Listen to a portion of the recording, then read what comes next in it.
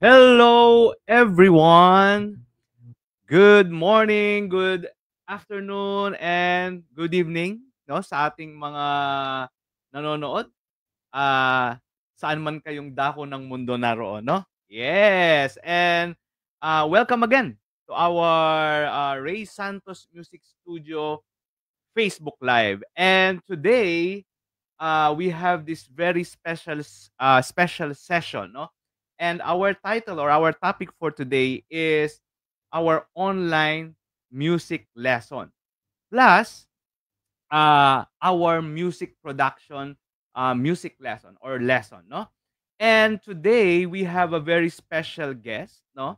At siya yung magpapaliwanag sa atin, no, kung paano ba nangyayari itong ating online music lesson at itong ating music or music production lesson, no? And you know what?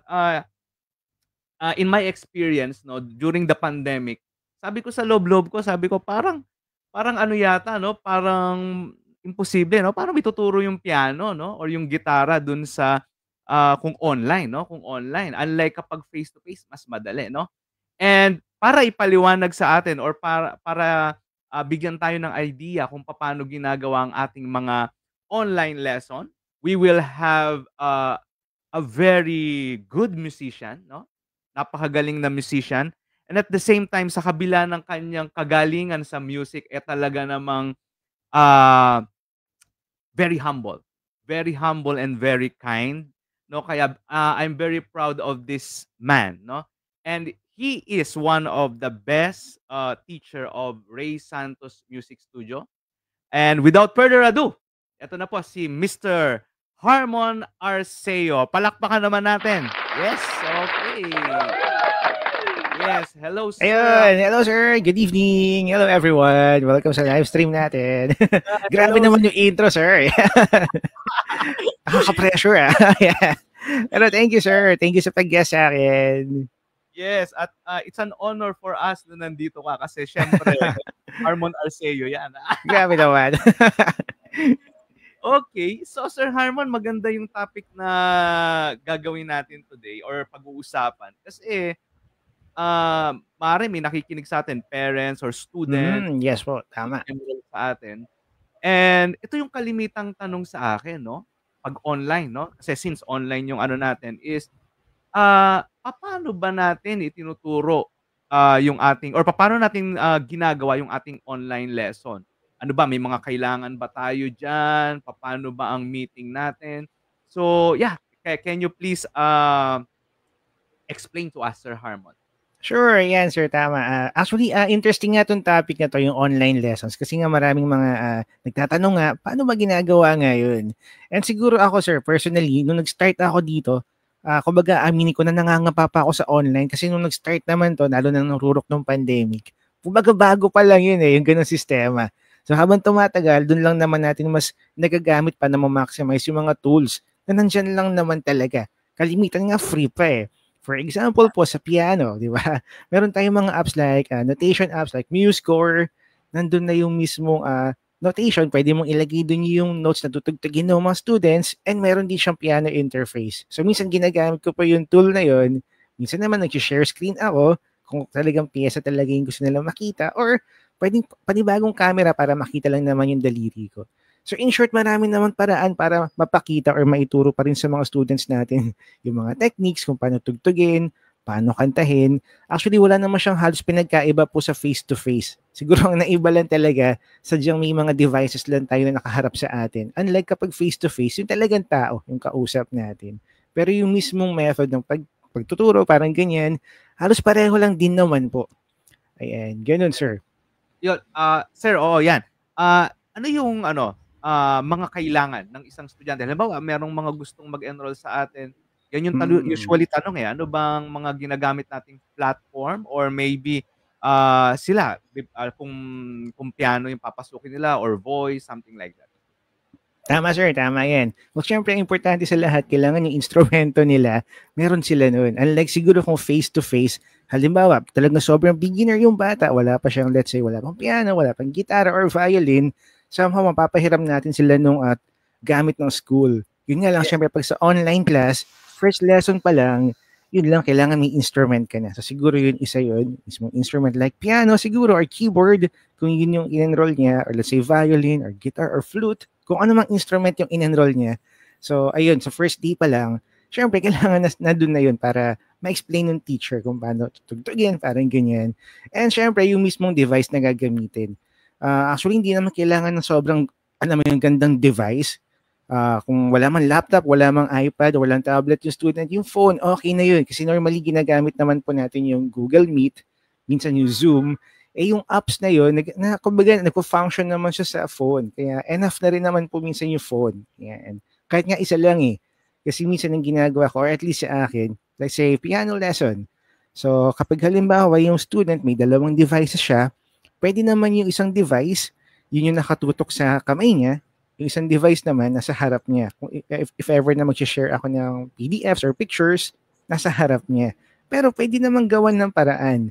Pwede namang i-print ng students yung mga pieces, mga exercises namin, and then, kumbaga nakita ko naman yung mga fingers niya. So in short, magagawa ng paraan. Ang pinaka kailangan lang talaga mismo po ay yung instrumento, saka at least yung phone na gamit nila.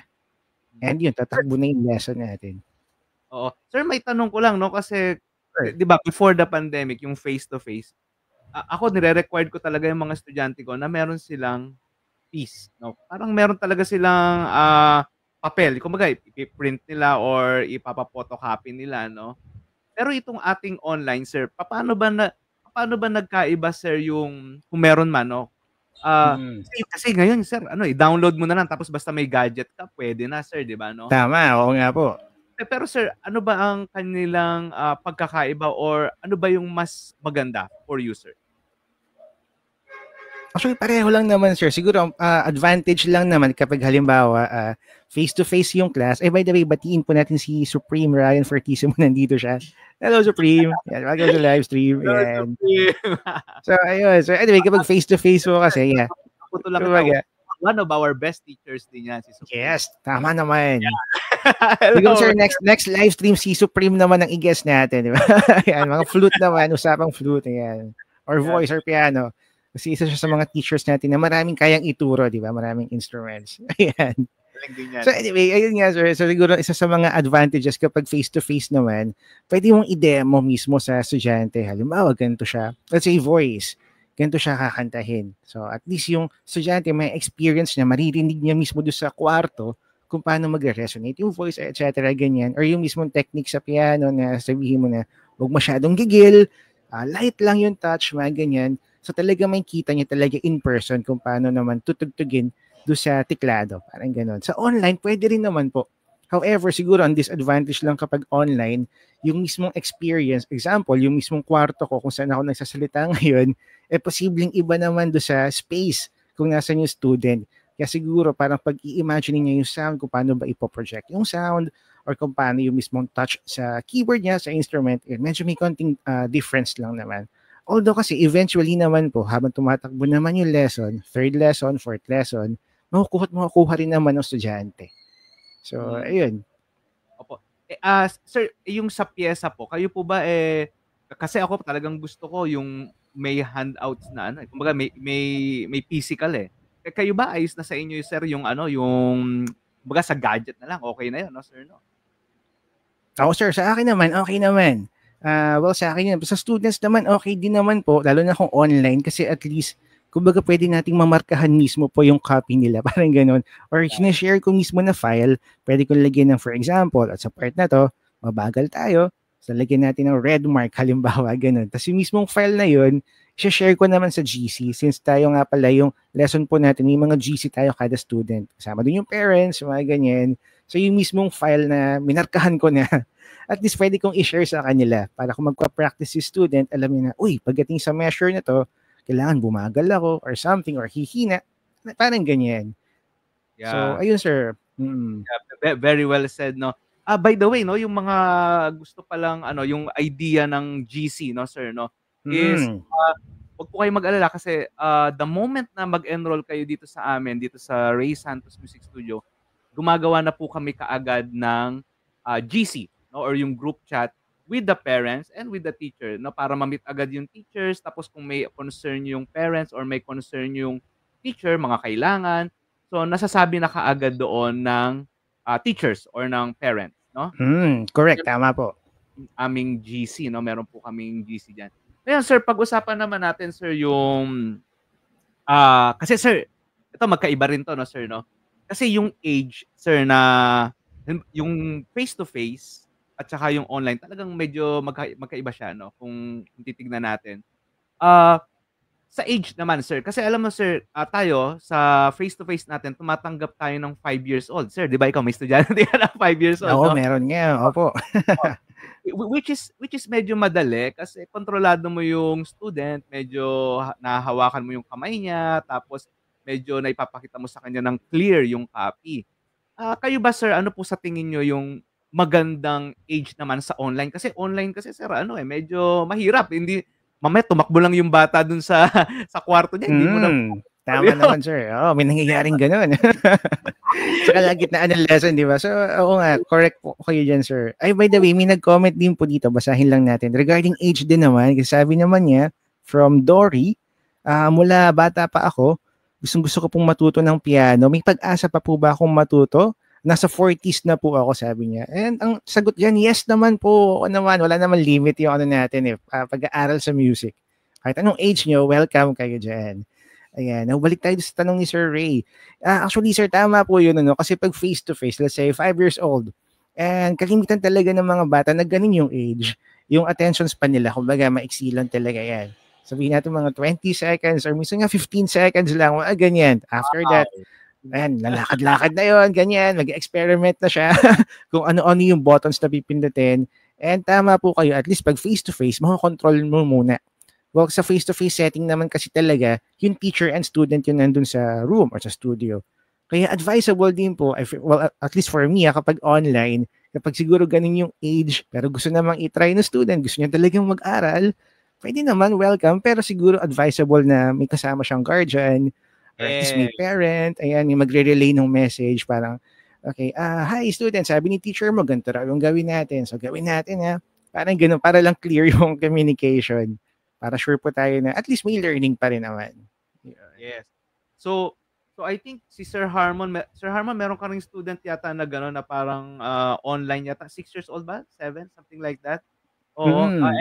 And nire-required natin yung mga parents or yung parents niya na sana kasama siya dun sa lesson kasi to guide the student kasi nga minsan mahirap makontrol, 'di ba Sir Harmon?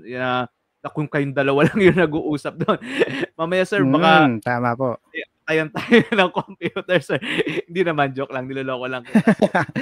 Ayun, correct po yun. Tama yun, sir. Yeah, saka meron din syempre tayong students sir na may mga special needs din naman. So syempre, hindi naman natin sila yung parang binabaliwala. Welcome pa rin naman sila. Kaya lang syempre, kailangan din natin ng help ng parents nila, lalo na kung online, para at least ngayong communication or instructions, ma-relay pa rin naman sa kanila ng maayos. Para kahit paano, kumbaga makatugtog pa rin sila, ma-enjoy pa rin naman nila yung music. I think yun naman yung aim natin, kumbaga ma-boost muna yung inspiration nila, para alam mo yun, para maging close sila sa music. Parang ganun. Yes. That's correct, Sir Harmon. Sir, ito isang lagi rin tinatanong sa akin, no?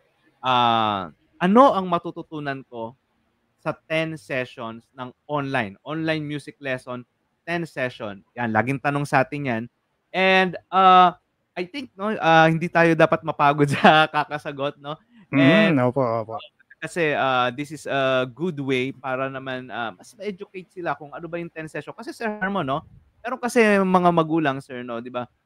Pagkatapos ng 10 session, yan lang natutunan mo. Bisa gano'n, di ba? Mas maganda pa yata yung mas maganda pa mag-YouTube ka, maganda pa Oo nga. Gano'n no? So, sir, ano ba yung ating nai-offer sa ating 10 sessions? Tama, sir. Magandang tanong nga yan para at least magkaroon ng, kumbaga, yung clarity do sa expectation ng mga parents natin. Well, sa piano naman po kasi, since isa yun sa mga instrumento na tinuturo ko, so meron tayong dalawang siguro side doon. Yung isa, yung structured po na side. So, nandun yung note reading, saan ba ilolocate yung mga notes na to. For example, nasaan ba yung middle C? ano pinagkaiba ng black keys, ano yung white keys, mga ganyan, gaano ba katagal i-play yung isang note, so anong ibig sabihin ng mga whole notes, mga ganyan. So ayun, part siya doon sa structured naman na lesson natin. And yun nga, at least sa buong 10 sessions na yun, at least ma-master nila yung mga whole notes, mga ganyan, pati yung C major scale. At least makatugtog sila ng dalawang kamay ng sabay. Ayan. Pero yung first few lessons kasi, at least yung sa atin po, yung structured lesson, separate hands muna.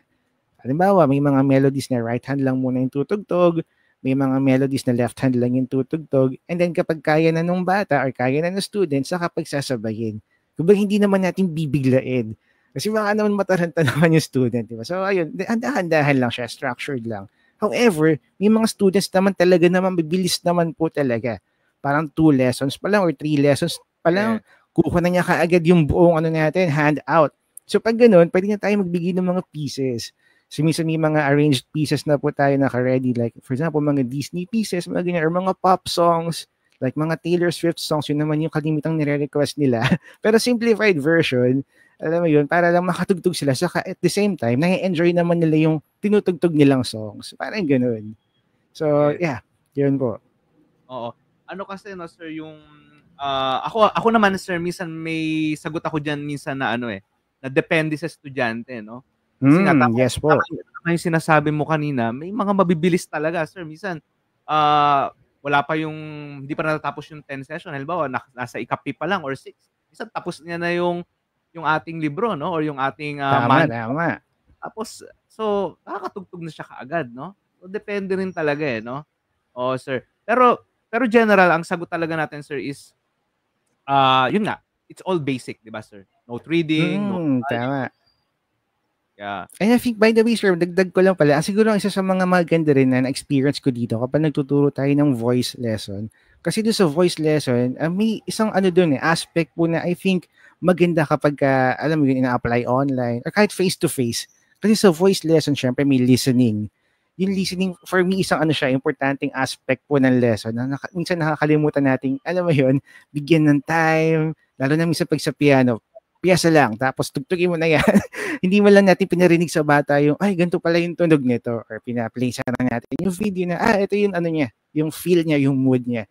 So sa voice naman po, ang case naman natin, syempre may listening, and then after pakinggan yung song, doon naman kumbaga mag-boost yung recall ng student. Kumbaga panibagong skill din naman po yung recall, na parang isang beses mo lang pinlay or 2 beses, tas nakakuha na niya yung tono. So I think isa rin yung sa mga magagandang skills na ma-acquire nila dito po sa 10 lessons natin. Lalo na po sa voice, mga ganyan. I think sa violin po effective din yun kasi somehow, yung 2 teachers natin, I think Suzuki method din po yung ginagamit nila. So aside sa note reading, may listening aspect din naman doon sa papakinggan din nila kung paano ba yung tunog noon. Sa kanila, alam mo yun, gagawin, papagandahin yung tones, etc. Mga ganyan. So ayun, part din po yung listening and recall do sa 10 sessions natin. Very well said. Thank you, sir. And ito pa, sir, isa pa ring tanong sa atin, no? Na lagi ko na-encounter. Advanced level na ako. Okay, advanced level na ako. Paano ba natin tinatanggap, sir, yung ating mga estudyante na may alam na ako, advanced level na ako. So, ano ba, saan ba ako magsisimula? Bisan, sir, meron pang mga estudyante, magpapakita pa sa atin ng libro or ipapakita sa akin and then I will send to the teacher, no? Ito yung libro ng bata, parang ganon, sir, no? So, paano po ba natin hinahawakan yung mga ganon kung advanced na or may alam na yung estudyante? Ayan, tama po. May mga students naman tayo na gano'n na pag pumasok sa atin, kumbaga may background naman na. So for me, ang ginagawa ko, yung first session, refresher muna. Sige, refresh tayo. Ano yung mga natugtog mo? Parinig naman ako pag mga ganyan. Or kung singer naman, sige, parinig naman ako ng mga nakanta mo na before. And then from there, pwede natin siyang i-gauge. Siyempre, as teacher, alam natin na, pagdating sa part na to, ito yung strength niya. Or pagdating sa part na to, mukhang ito yung weakness niya. So, i-work muna natin yun bago tayo mag-proceed dun sa next level. So, halimbawa po sa piano, nakatugtog siya ng, halimbawa, for Elise na kaagad. Or sabi nga ni Sir Randy, by the way, hello Sir Randy, ayan, river flows in you daw, di ba? Paano pag pumasok agad sa atin, nakakapag river flows in you na? Yung tipong mga ganyan. So from there, i-analyze natin siguro, or at least for me, ganun ginagawa ko, in-analyze ko yung ano ba yung, kumbaga, an element ng song na to or ng piece. Halimbawa, River Flows in You, very flowing, saka ang daming mga runs.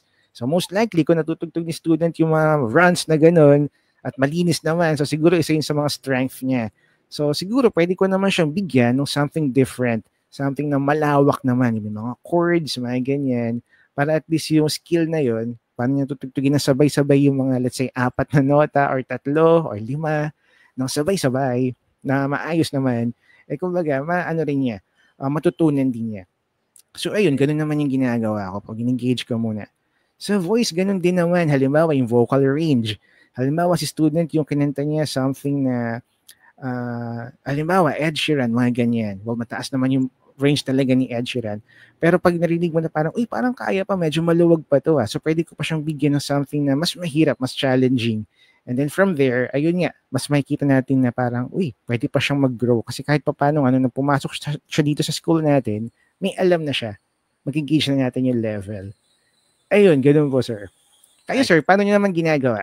Ano naman po yung side nyo? Yeah. Ako kasi kapag, especially pag may books, madali pag may books eh. Halimbawa, ayan, advanced na yung estudyante or meron na siyang pinanggalingan teacher at sir, ito na yung mga discuss namin. So doon ka na magsisimula. So madali na yon pag gano'n. Tama po, pag may book naman. Ang mahirap kasi sa akin minsan merong mga student na pumupunta sa akin na advanced na ako or marunong na ako, no? Tapos mamaya-maya, pag in-assess mo naman, parang hindi pa pala marunong magbasa ng notes. Isang gano'n. Tapos kaya minsan sir, meron pa akong na-encounter, "Sir, gusto ko yung magtuturo sa anak ko magaling daw kasi advanced na daw yung." Tapos nung pinakinggan ko naman yung bata, parang, hindi pa naman siya gano'n kaano. So sabi ko, kailangan pa ng maraming exercise, kailangan pa ng maraming, kumbaga practice. So dun pa lang, ang ginagawa ko sir, kinakausap ko talaga yung magulang. Kinakausap ko na, "Sir, hindi pa talaga are." Or kung talaga namang magaling na, edi sabihin ko, "Sige sir, tuloy lang kami." Or yeah, tama yung sabi mo, magbibigay tayo ng ibang mas advanced, pieces, no? Oo. Eh sir, ito si Sir Randy, tanungin ko na rin na nabanggit mo pala Sure, sa ayun, nandito siya. Opo. sabi niya kung daw, sa 10 session ba matutugtog na ba daw yung River Flows in You, no? Ayan, mukhang favorite ni Sir Randy yung River Flows in You. Yeah. Yan. And actually, ano naman yun, kasi parang in fairness naman, kung may isang student tayo na nakatugtog naman ng River Flows in You, siguro sa 8th session niya, parang ganyan. Pero yung student po kasi na yun, in fairness naman sa kanya, masipag siyang mag-practice. So, nagbigay ako sa kanya ng assignment, first day. Pag bumimit kami sa second session, in fairness naman po, ang linis na kaagad ng assignment na yun. So, depende sa sipag ng estudyante. I guess dun din naman yun eh. Dun din yung kumbaga yung progress nila kapag nakita natin na consistent naman yung student sa pag-aaral, pagpa-practice. Baka nga, 5th session pa lang, kaya na yung River Flows in You. Lalo na yung mga exercises. Kapag ginawa naman nila yung, kung hindi man araw-araw, at least man like regularly, lahat ng fingers magamit, di madali na yung mga runs, yung mga pag-turn ng fingers, mga ganyan. Do sa actual piece na River Flows in You, magagamit nila yung technique na, alam mo yun, nakuha nila do sa exercises. Kaya minsan may ganun, may nakakatugtog naman ng River Flows in You. Although syempre, hindi naman lahat. Yeah. Okay. Opo. So, basahin lang muna natin yung mga comment natin. Ako, Sure. si Ronaldie Advincula, thank you Sir Ray sa info. Yan. Thank you rin, Ma'am Rona. Thank you po. Oo. Grabe tong episode ng Ray Santos Facebook Live ngayon. Aming iba talaga pag hatak mo, Sir, na Harmon. Ay, di naman, grabe, sir. Iba talaga pag mga gwapo, no? Hindi. Anyways, isa pa, Sir, sabi niya, good evening, Sir. Kapag one-on-one session po, pwede po bang mag-pick ng sariling oras? Siguro, Sir, no, sagutin ko yung tanong niya. No? Sure, sige po. Since ako yung nag-aano ng mga schedules natin. Yes, pwede naman po. Basta, meron pong teacher na free dun sa oras na gusto po ninyo. So po, ngayon, kung wala po, ang mangyayari po niyan, mag-aantay po tayo na merong ma-free teacher or or if ever po baka magkaroon tayo ng negotiation na, "Ma'am, baka puwede kayo ng 9," gano'n, tapos baka puwede rin Mm. kayo ng 9, okey po, tuloy din. Pero, ang sagot po do'n is yes. Opo, of course, you can choose your, time, or your schedule. Si Sir Ryan. Sir Ryan. Ano sabi niya, sir? Yan si Sir Ryan sabi niya, "Hindi ko nga kayang tugtugin yung River Flows in You, eh." Oh, grabe, 'di ba? Kaya yan, may mga arrangement naman. Eh, by the way, meron din po pala ditong bumati si Mahika Draconica. Si ano po 'to, si Michelle Gutierrez. Yan, hello Mitch. Hello, Ayan. hello Michelle, oo. Ano 'yan, magaling na pianist din 'yan, Yes, schoolmate oo niya. nga. Kaso ngayon, sir, ibang-iba na yung itsura niya kaya hindi ko siya nakikilala. Pero sumobra yung ganda niya talaga ngayon. Hello, Tama, Michelle. oo nga. Yan. Okay. Yan, oo. Any version daw si Michelle po na nasa Key of C. Ayan yung River Flows. Ay, ito pala, sir, may tanong ako sa'yo, sir, no? Kasi merong piyesa na simplified, merong Yes po. piyesa na talagang yun yung original arrangement. Original, yes po. Sige, wag na tayong lumayo. Total yung reverse flow. River Flows, ayan. River flows naman yung pinag-uusapan, di wag na tayong lumayo. Yung River Flows in You, nakita ko, sir, meron kang arrangement no, na simple lang. Tapos meron ding, nakita ko na rin yung arrangement niya, medyo, yung original, no? Medyo mahirap, no, sir? So, ano po ba ang inyong style ng pagbibigay sa estudyante, no? Kasi, sir, ito lang, no? Pag beginner ang estudyante, di bibigyan mo ng, ng simplified, no? Yes po, tama. How about, sir, kapag dumating na siya dun sa pwede mo na siyang bigyan talaga ng medyo mahirap-hirap na piyesa, ano yun, ibibigay mo ba ulit yun, sir? What do you think, sir? Oo nga, no? Well, actually, ako hindi ko pa naman po na-experience yung gano'n na ibibigay ko yung, kumbaga, harder version no same song na natugtog naman niya na before.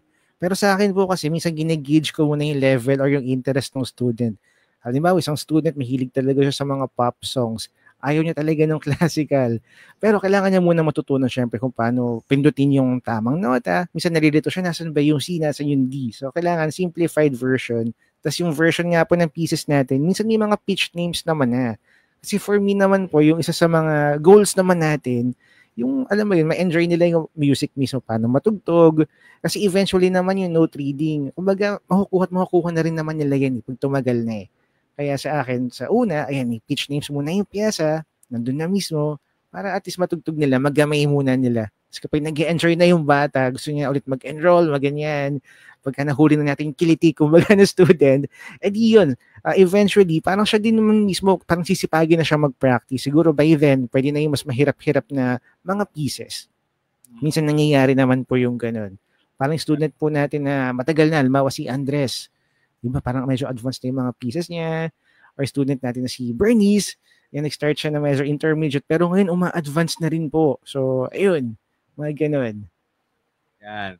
Okay, sige. So, yung pala yan, no, sir. By the way, yan, sir, merong si Sir Ryan may sinasabi. So, ikaw na kaya magbasa, sir. Oo nga, ito maganda yung comment ni Sir Ryan. Magaling po yan. Si Mahika Draconica, si Michelle nga daw po. Yan ang Dolly Parton ng Lea de Castro. Diba? Dolly Parton, yes. Okay, anyway. So, sir, dumako naman tayo sa isang, hindi nyo na itatanong, ang isa po sa mga specialty ni Sir Harmon Arceo is music production. Music production. Yan, opo. And, napakagaling po, no? Hindi naman sa pambobola sa kanya. Kanina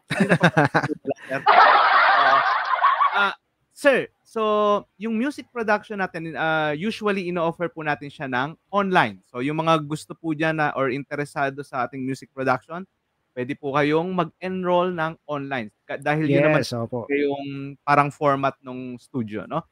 So, sir, paano po ba nangyayari yung ating music production and ano po yung mga kailangan nila if ever na gusto nilang mag-enroll? Ayan, sir. Ayan, interesting nga ito music production kasi nga, syempre habang, alam mo yun, uma-advance yung technology natin, mas magiging madali na po yung pag-produce ng music, kumbaga. So, siguro kung dati kailangan pumunta pa sa studio, alam mo yun, bumili ka ng mga mamahaling equipments, mga ganyan, mixer or magandang microphone or kung ano man. Pero ngayon kasi, basta meron ka ng device, pwedeng laptop, pwedeng yung phone pwedeng iPad or tablet, basta lagyan mo lang siya ng DAW kung tawagin, or Digital Audio Workstation, pwede ka na mag-create ng music. Tapos syempre yung mga DAW na yun or yung mga apps, pwede naman po kasing iba-iba yung itsura nila.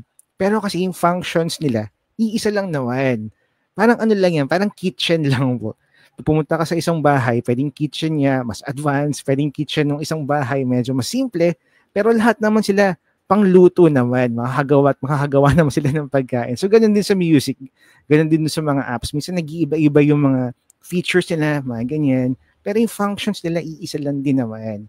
Kaya, ayun, yung maganda sa online nga po na ino-offer natin ng music production, kasi ano siya, mabilisan, para siyang crash course, 10 sessions or 20 sessions, kung may second module tayo, yun, makakapag-create na sila ng music or at least mga simple beats, mga ganyan, paano mag-record, paano i-enhance yung recording mo, mga ganyan, nang simple lang. So, hindi na kayo kailangang umabot ng, alam mo yung taon or 4 years para makapag-produce. Kasi yun nga, ino-offer naman siya ng ganito.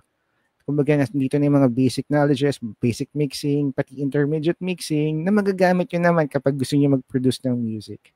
Ayun, sir. Sir, para lang sa mga nanonood sa atin na hindi masyadong naiintindihan yung tinatawag mong DAW kanina, DAW, no? So, can you explain it more or paano ba siya nagwo-work or paano siya nakakatulong sa pagpo-produce ng music? Ayan, nice. So yung DAW po or yung Digital Audio Workstation, siya na po yung kumbaga bagong equivalent ng isang music studio. So before, pag pumunta kayo ng music studio, nandun yung microphone, nandun yung recording devices, nandun yung mga instrumento, gitara, bass, drums, keyboards, nandyan lahat. So ngayon, yung mga physical equipment na yun, may kita na siya mismo doon sa DAW kung tawagin or yung Digital Audio Workstation. Nandun na yung ating tunog ng keyboard, yung tunog ng bass, tunog ng drums, pati yung mixer nandun na rin naman. So kumbaga, lahat sila digitized na. So minsan nga may mga apps na free pa libre. So di ba imagine niyo parang pwede naman kayo mag-create ng mga music na gusto niyo. Minsan nandiyan naman sa tabi natin, parang ganun, di ba? So download nyo na lang yung app, tapos aralin natin, makapag-create na kayo ng music. Parang ganun.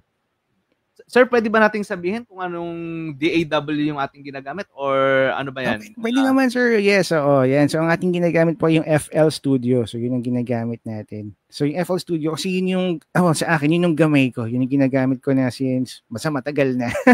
Mare-reveal yung age natin, sir. Pero matagal ko na siyang ginagamit.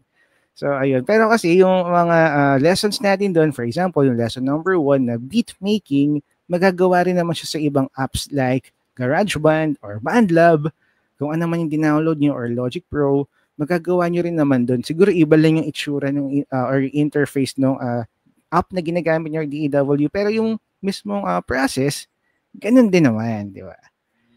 Ano yun, sir, no? Siguro parang ang sinasabi mo lang, sir, kumbaga parang pare-parehas lang naman sila ng function, no? Kumbaga, tama yun, sir. Sir, gama yan. Kung ano yung gamay mo na app or yung DAW, yung DAW, yun yung gagamitin mo, no, sir, no? Tama po. Ayan. Yes, May comment po si Sir Ryan, ngayon ko lang nabasa. Sabi ni Sir Ryan, ikaw na, sir, magbasa. Wala ko ang specialty ni Sir Harmon ay ang magbahas. Hello, Sir Ryan. Inaaral pa lang, Sir Ryan. Hindi ko pa siya specialty. Ito naman si Sir Archie de la Cruz. Yan. Akala ko Sir Ray, si Alden Richard. Sir Harmon. Grabe naman. By the way, Sir Harmon, Sir Archie ay isa sa mga parent natin. Hello po. Yan, welcome sa live stream. Yan, and estudyante ni Sir Ryan yung anak. Yan. Wow, nice. Oo, yan. So, anyway, so, sir, paano po ba yun, sir? Ano po ba mga kailangan natin sa ating music production class, number 1? And yung FL Studio po ba, saan po ba tayo makakakuha nun? Yan po ang usually na tanong sa atin. Ayan, opo. Pero yung FL Studio for Windows, siya device. So, yun, kapag may laptop yung ating student, yun yung binibigay ko. Ako po yung nagpo-provide ng installer. So, ayun.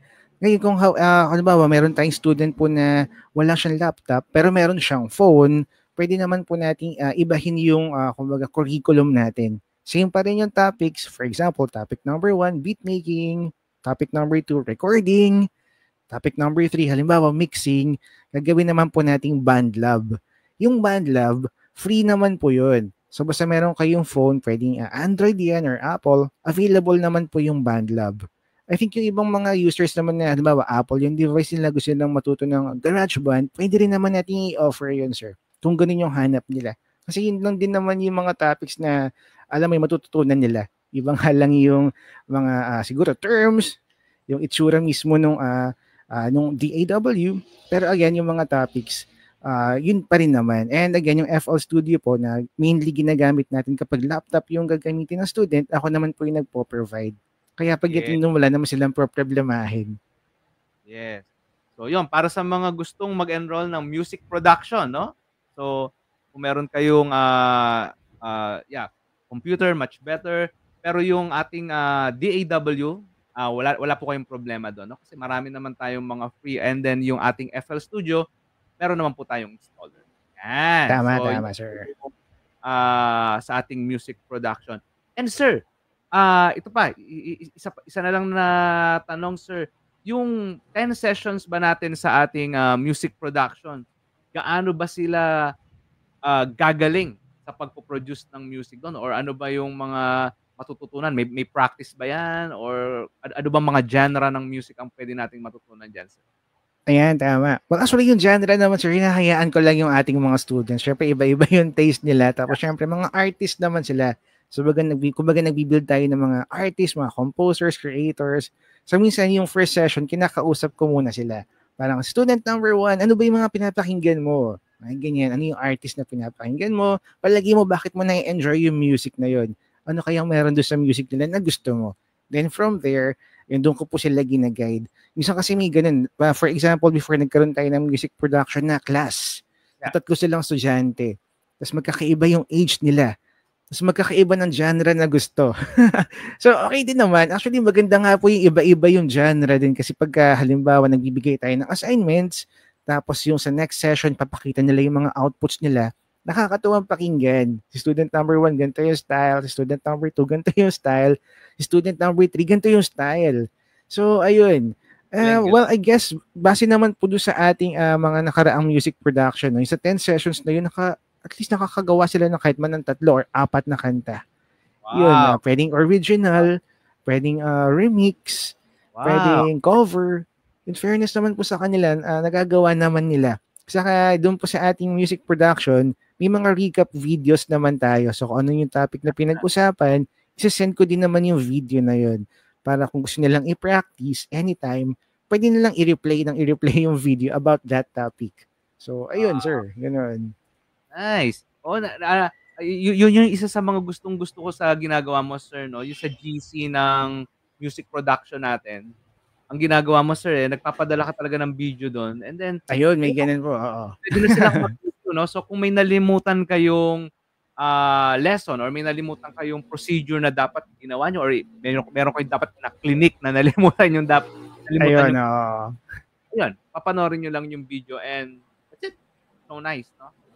Yeah. Tama, sir. Saka, sir, ang maganda pala doon sa music production natin, well, at least sa curriculum natin, hindi naman natin sila, kumbaga, ina-oblige na bumili ng condenser mic or kung ano man. Kasi may naging student tayo before, ang gamit lang niya yung mismong, yung normal na, default na wired earphone. Siyempre may microphone yun. Doon siya nag-record ng boses and then minix namin doon sa DAW. So, kumbaga, binus namin na konti yung treble, yung equalizer.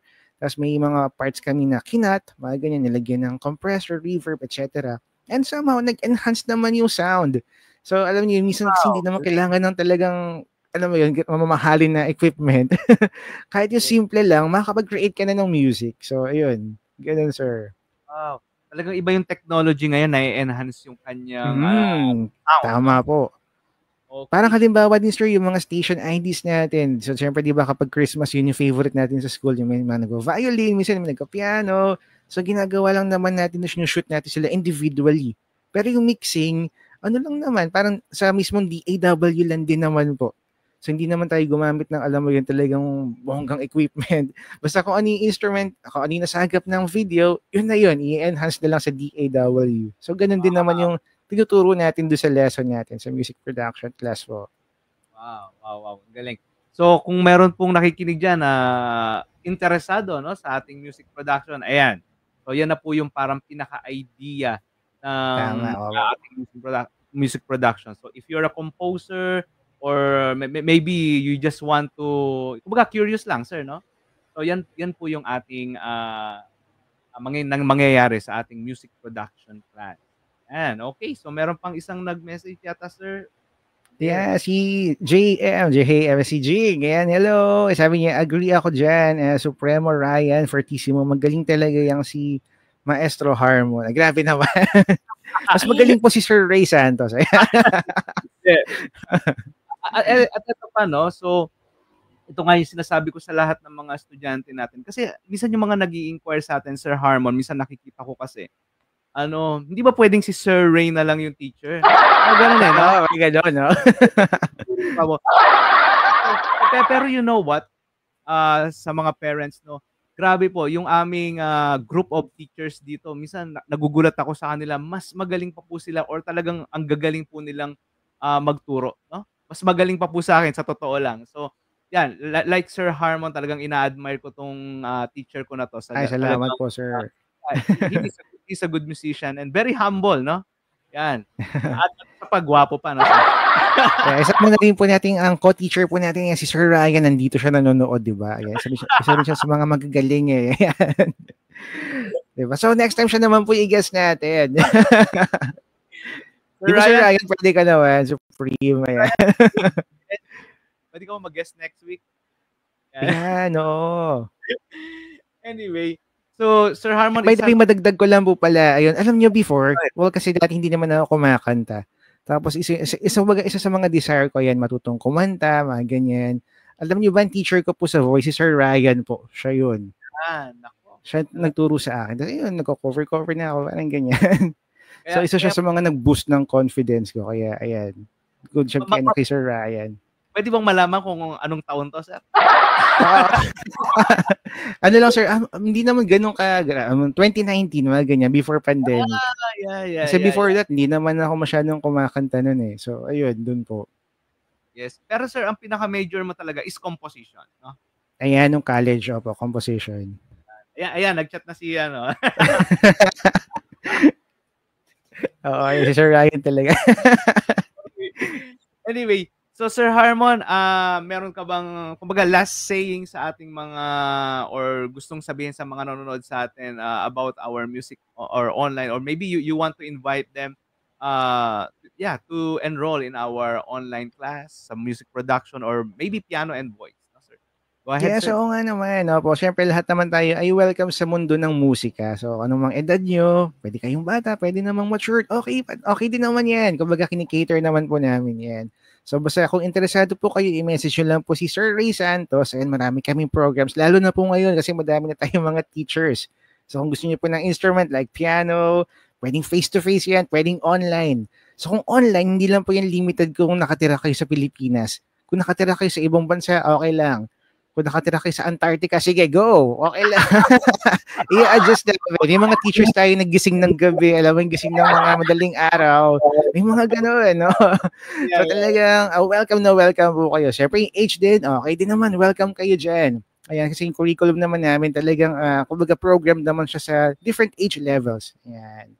So, ayun, masaya po dito. Minsan may mga classes din kami, like for example, voice class, or violin class, guitar class, before may piano class din. So hopefully by this summer, magkaroon ulit ng piano class. Masaya din naman po yung class kasi kahit paano may makita kayo na, alam niyo, classmates, sabay-sabay kayo natututo. Alam mo yun, iba yung experience kapag kami kasama ka. Yes. Kumpara kapag ka solo lang. So okay din naman po yun yung mga classes. Abangan nyo lang po sa FB page ng Ray Santos Music Studio. Ayun, minsan may mga promo tayo doon, mga ganyan. Yeah. Tama. By the way, sir, no, nabanggit mo yung mga teachers natin nagising pa ng umaga minsan. Si Sir Ryan, hanggang 12 Ayan, tama, opo. Talagang, kumbaga masipag. Willing siya tumanggap 7 to 12. Yan. Tama. By the way, sir, nag-o-offer si Sir Ryan, bago to, swimming lesson din daw. Tama, summer, magsa-summer, di ba? Pwede yun. Tapos online swimming lesson, di ba? Grabe yun, Pwede sir, 'no? yun. Yes, online swimming lesson. Anyway, sir. Anyway, sir, thank you very much, ha. It's an honor Yes, for thank you rin, us na sir.